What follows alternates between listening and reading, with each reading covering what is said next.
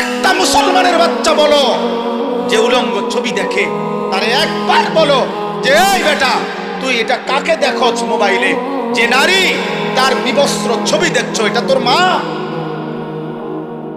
এই নাফরমান ছেলেরা, আমি বুঝি না, আমরা তো চেহারা দেখলেই বুঝি। আমি দাঁড় করাই, নারী আসক্ত ছেলে দাঁড় করাই, মোবাইলে উলঙ্গ ছবি দেখো আমি দেখাই, আমি দাঁড় করাই। বেনামাজি এক ওয়াক্ত সেজদা দাও নাই, আমি এখন দাঁড় করাই।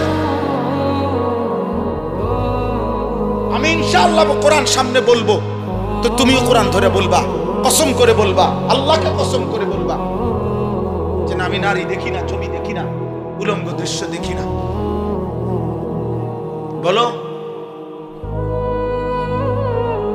এই তোমার মা? যাকে দেখো সে তোর মা বেটা, তোমার বোন, তোমার মেয়ে, তোমার ফুফু, তোমার খালা? এই অসভ্য, তো যাকে দেখো সেও তো কারো মা। তুমি কি চাও তোমার মাকে কেউ উলঙ্গ দেখো? কথা বলেন, একটা ছেলে বলো, বলো বাপ, বলো, বলতে হবে আজকে। বলো, তুমি চাও তোমার মাকে কেউ বিবস্ত্র দেখো? তোমার বোনকে, তোমার মেয়েকে, তোমার খালাকে, তোমার ফুফুকে? তাহলে তুমি কেন অন্যের মাকে দেখো? সে কি কারো মা না? সে কারো বোন না? সে কারো মেয়ে না? সে কারো খালা না? সে কারো ফুফু না?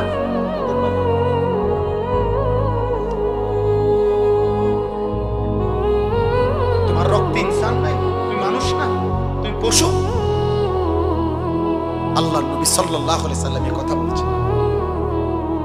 এই কথা নবীজি বলছেন। নবীজি, আমি তো বললাম না, রাসূলুল্লাহ সাল্লাল্লাহু আলাইহি সাল্লাম এক যুবককে এই কথা বলছেন। এই যুবকের এই কথা বলার পরে যুবকের কলিজায় এমন ধাক্কা লাগছে, যুবক বলছে, ইয়া রাসূলুল্লাহ, আল্লাহর কসম আমি আর কোনোদিন জিনার রাস্তায় পা বাড়াবো না। নবী তখন তার জন্য তিনটা দোয়া করে দিছিলেন, আল্লাহুম্মা গফির যামবাহু ওয়া তাহহির কলবাহু ওয়া হাসসিন ফারজাহু। আল্লাহ আমার এই যুবকের গুনাহ মাফ করে দেন, আমার যুবকের অন্তর পবিত্র করে দেন, আমার যুবকের লজ্জাস্থানকে পাক করে দেন। আজ দোয়া করলাম, যদি কোনো যুবক সিদ্ধান্ত নাও এই মাহফিলে বসে আমি আর নারী দেখবো না, ছবি দেখবো না, উলঙ্গ, আব্বা চাহিদা পূরণ হবে তো। তোমার বাবা দাদা পূর্বপুরুষ বিবাহের মাধ্যমে এইভাবে আসছে, তুমি এক বিবাহিত মায়ের সন্তান। আরে বেটা, তোমরা যারা অস্থির ছবি আর নারী উলঙ্গ নাচ গান দেখো, তো তুমি তার থেকে কি চাও?